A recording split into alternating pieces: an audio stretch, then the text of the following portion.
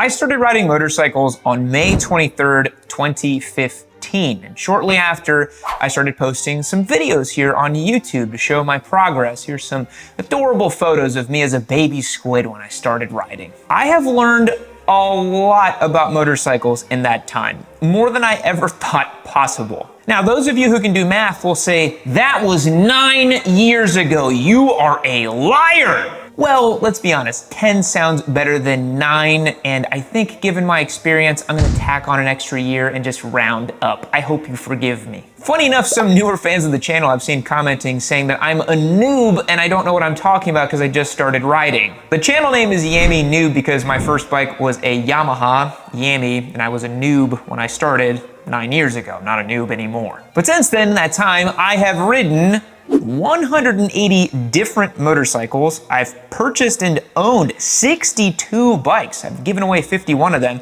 I've done 109 track days on 31 different bikes on 13 different racetracks. I've done 21 race days and I've ridden in 12 different countries.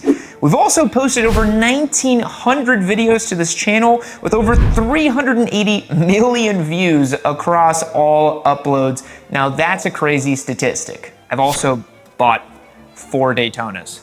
It's a problem. If you want to see my full experience in detail, I've actually linked below an Excel file and a PDF file of all of my experience. You can scroll down because I'm a sociopath and I've kept track of it since I started riding. So I'd like to think I have a little bit more experience than the average decade-long rider. And that's because I am super lucky to be able to do this whole YouTube thing full time for the last 5+ years. And that's because motorcycling has become my life. I am a full-time motorcycle YouTube guy. I have been for the last 5+ years, and I have all of you to thank for that. So I'm super grateful you guys allow me to keep dicking around with motorcycles full-time. So let me add some value to your life and tell you some stuff I've learned in the last 9 years of riding motorcycles. The first thing, and I think this is something that people really get in their heads about, it is not about the bike. It's about the rider and it's about the ride. A lot of people get in their heads about like this motorcycle makes more power, or this one's more torquey, or this one's more lightweight, or blah, blah, blah. If you wanna do anything with the motorcycle, you can just do it. If you have a GSX-R 600 and you wanna ride across the country, you can just do that. It's not gonna be great. You could probably get a better tool for the job, but it has 2 wheels and an engine and you can literally just do it. All that matters is seat time. The rider will make the difference with a motorcycle. This is especially true for track days and racing. Once you start getting more involved with track days and racing, you'll see that even an average rider on a Ninja 400 who's been at the track for a little bit longer than you have will pass you on the outside even if you're on an R1. So yeah, the bike doesn't really matter that much. And don't overthink the bike that you have. If you have a bike and you love it, just use it and enjoy it. Most famously, I do that with my not so great Daytona and my not so great Ducati Scrambler Desert Sled, but it is what it is. And you have to meaningfully practice your skills. If you stagnate and do the same rides over and over again, you're not going to improve as a rider. I hear this a lot where people are like, I've been riding for 20 years. And I like to think, well, what is your depth of experience in those 20 years? Are you just doing the same weekend bar hop rides with your buddies? Are you going out to the same twisty roads? Are you owning the same motorcycle and doing the same stuff over and over again? If so, you don't have 20 years of experience, you just have 1 year of experience repeated 20 times. And that's a big difference. So that leads me into my next point, is that you need to expand your horizons about bikes. Try stuff out, man. Like, go ride bikes you never thought you would enjoy because they genuinely will blow you away.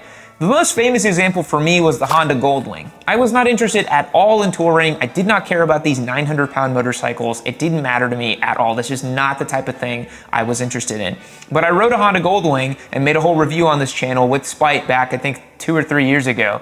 And it just blew my mind of what that thing could actually do. And it really got me thinking like, man, if you wanted to go and just crush huge distances, this is the bike to do it. And it just opened my horizons and it made me a better rider by experiencing more things. The Indian Scout was a huge game changer for me too. I'd never cared about cruisers before I rode an Indian Scout, and then I really enjoyed it way more than I thought I would. The back end would slide around and it's just a rowdy, fun motorcycle.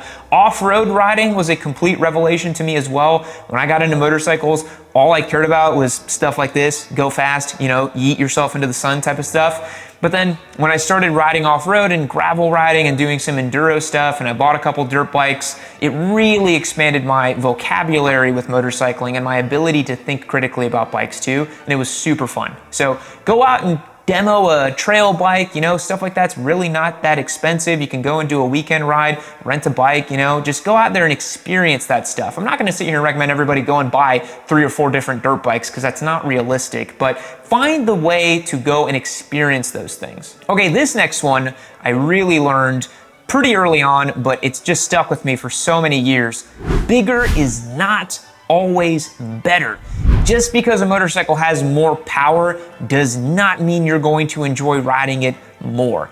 I really believe there is a sweet spot for motorcycle power, and it's not 200 horsepower. Look, this is coming from a guy who has owned a 300 wheel horsepower Turbo Hayabusa, an E85 tuned H2 that I went 211 miles per hour with. That kind of stuff is fun in very small doses. For most occasions, I am perfectly happy with a motorcycle from 80 to 100 horsepower and like 45 to 60 foot-pounds of torque. Something that weighs like 400 pounds to 450 pounds, something that's a little more comfortable for the street. That's honestly plenty to have fun with, and you can really actually use the thing. I know a lot of you out there don't believe me when I say this, but leader bikes are not fun to ride on road. It just kind of sucks sitting around in first gear and never using the thing. Actually using a motorcycle is way more fun than just having a bunch of power on tap that you can never actually use. However, all that to say, you should experience big power at least once in your motorcycling career. I think at some point, if you're trying to be a lifelong motorcyclist and you're not just gonna get into this hobby and then get out of it, like I really think you should get into it and stay in it, because the deeper you go, the better it gets, I promise you. At some point, you should own something ludicrously fast. I've done it, it's a lot of fun. Try to stay alive while you do it and don't go out there and destroy yourself, but it's so cool to be able to wield that much power responsibly. But then ultimately, you kind of get it out of your system and you're good. Like my personal bikes, this Daytona 675R, it makes like 120 something horsepower. It's a track only bike, and I literally get to just wring its neck on track, and I love this category of motorcycle. My street bike is a 75 horsepower scrambler, so I'm not into the big power thing anymore, and I don't know if I'll ever go back to it. So yeah, bigger is not always better. The sweet spot is different for everybody though. Just because I like a torquey 75 horsepower air-cooled scrambler doesn't mean that that's gonna be the right thing for you. You might enjoy a 750cc inline 4 sport bike. It's different for everybody. The other point about that is that more is not always better. Well, there's often this meme online that you see where people say, oh, N+1, you want more motorcycles, it's great. Yes, but at a certain point, it honestly just becomes a headache. There was a point in my life where I owned 7 different motorcycles at the same time. What happens when you own 7 different bikes at the same time is that something is always breaking or wrong with one of them. It's impossible to have all of them running well at the same time unless you have a full-time mechanic just servicing all your bikes constantly. Because if you use a track bike the way it's meant to be used, you're gonna break stuff, you're gonna bin it. If you use a ADV bike the way you're supposed to use it, you're gonna break stuff, you're gonna bin it. Maintenance schedules, oil changes, all that stuff. It's genuinely just a giant headache. For me personally, 2 bikes is plenty. I have a track day toy and I have a fun all-purpose street motorcycle that I can do anything with. I'm perfectly happy with that. More is not always better. But again, your results may vary. Maybe your ideal 3-bike stable is 2 awesome dirt bikes and an adventure bike. Maybe it's a touring bike and 2 track day monsters. It depends on what you're trying to do with motorcycling, but don't think that you see somebody with like 10 different bikes and they have it made. That's genuinely a problem, and they're kind of a hoarder. That's not good to have 12 different motorcycles. Here's a big one. Different bikes speak to different people. I joke a lot on this channel about Goldwing dads and BMWs and just silly stuff, but ultimately, The bike you ride has to be something you love, and don't let anybody else tell you otherwise, including me. I'm literally just a random guy on the internet. I have a big audience, but I'm just a dude. Like, I'm like professional grade hobbyist with this motorcycling stuff, but I'm just a guy. And yes, I'm a guy with a lot of experience, yes, but at the same time, I'm just a freaking guy. So if you love the Honda Goldwing and you ride the Honda Goldwing, don't let me tell you otherwise. Don't let anybody else tell you otherwise. And in the real world, I do not make fun of anybody's motorcycling choices. I like to rib and poke fun at people if I feel the vibe is good, but I'm never gonna literally ridicule someone for the bike that they chose. You can ride a Cruiser, you can ride a Goldwing. I don't care what you ride, as long as you ride. If you ride, we're instantly buddies. I like it. Okay, here's another one. Most new motorcycles are fantastic. If you see these reviews where people are trying to pick something apart and they're like, oh, they're being honest. Just because you point out positive things doesn't mean you're not being honest.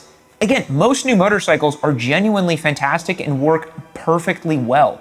I've yet to ride a brand new motorcycle that doesn't have just fantastic build quality, great reliable engine, good power. It's pretty rare to ride a total lemon. So take all that in mind when you start looking at reviews of bikes online. Most new bikes are great and they feel great to ride. Because remember, the squeaky wheel gets the grease. Okay, this is one that I really want to talk to you guys about because I've learned it the hard way and I've gotten to a point where I'm comfortable with it. DIY maintenance is great, but you gotta know when to call it and you gotta start off small. Most beginner motorcyclists are also beginner mechanics. It's pretty rare that someone has like a ton of mechanical aptitude but has never ridden a motorcycle. It kind of doesn't really happen that I've seen.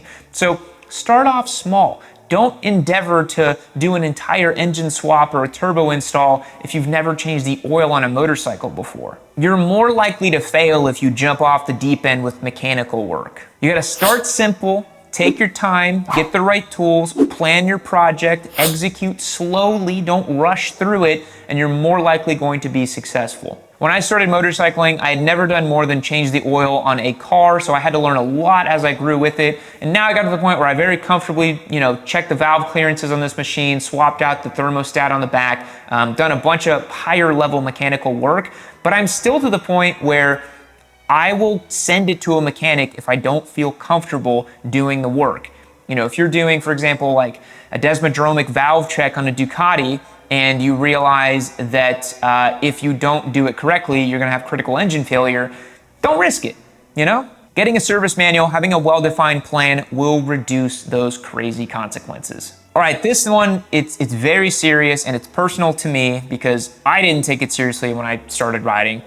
The consequences of a bad crash on a motorcycle can be catastrophic. This is not a game. It's not to be played with lightly. You are literally risking life and limb every time you swing a leg over one of these things. They are not a toy. And I speak from personal experience. I've had one very, very nasty street crash, and I've never crashed again on street, knock on fairings, I guess. I've crashed plenty of times on track and off-road. That stuff is just silly spills that happen in controlled environments, but I've never had a street crash again after having my very big crash back in 2017, 7 years ago. You can mitigate a lot of danger on a motorcycle, but please ride safely and responsibly. I try to tell you guys that in every single video because I want it to really be in your brain that if you come off of these things, you could have a life-altering injury or death. You become a paraplegic, you could lose a limb. It is not a joke and you want to do it safely and carefully. There's a sense of complacency that builds up in beginner riders as they do it. They ride for a year or two, they don't have any crashes, they're like, well, I'm invincible, I can do whatever I want.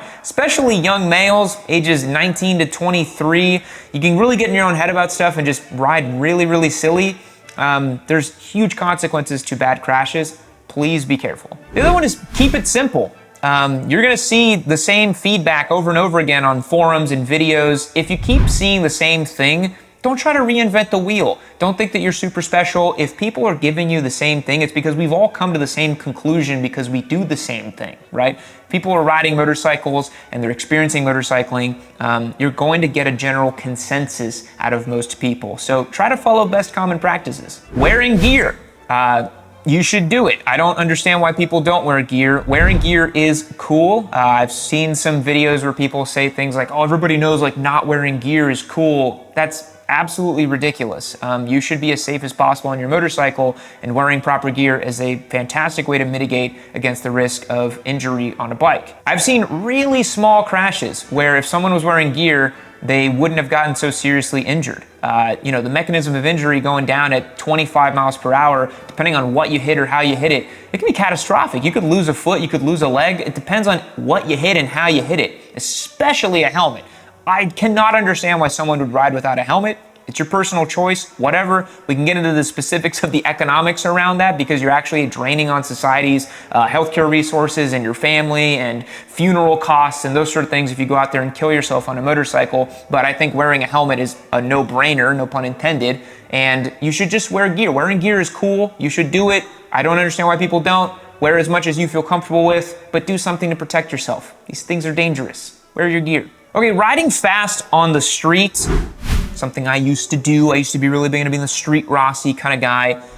It is no measure of skill. It is just whoever is the bravest and dumbest and willing to take risk at that time. Most famously, Ben Spies said this on the Gypsy Tales podcast, if I remember correctly. You guys can go watch that full interview. He said that the Mulholland Canyon riders kind of guys would probably be faster than him. That's Ben Spies, a world superbike champion and MotoGP race winner, arguably one of the most talented American riders of the past 20 years, in my opinion.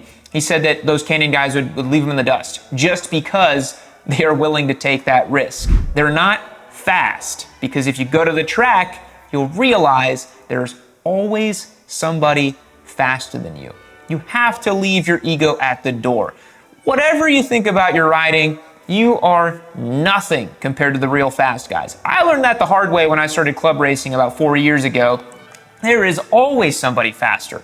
Not only just always somebody, there's probably several people that are way faster than you. You're gonna go out there, spin lap times and think, why am I 7 seconds off the pace? Why do I suck so much? And that is where you start to grow. That moment where you actually have meaningful metrics where you can look at how you are sucking is where you start to improve, if that's something you want to do. Not everybody wants to race and get into track days and all that. I understand, but I think that's one of the best perspectives you can get is going out and actually racing and seeing how you suck. Because then you can improve. Then you can actually get good and get fast and go to a training school and get the resources and actually develop yourself and not go out on the street and pretend like you're fast. There's a big difference. So yeah, riding fast on street, it's kind of about whoever's the bravest and dumbest. So folks, that's some of my wisdom that I've learned in the last 9 years of riding motorcycles, 10 if we're gonna round up and be generous to your sweet Papa Yam. I hope you had some fun, I hope you learned something. If you are a beginner rider, I love to see the comments down below. I love seeing when people drop a comment saying that they just got their first bike. It is an awesome journey. Motorcycling has changed my life for the better. I've become a better man, a better person. I've become more patient, more calm, more zen, and I really think that these things have a lot to offer almost anybody. So go out there, start riding if you haven't, and if you are a rider, go out and ride your bike today. Catch you guys in the next one. See you later.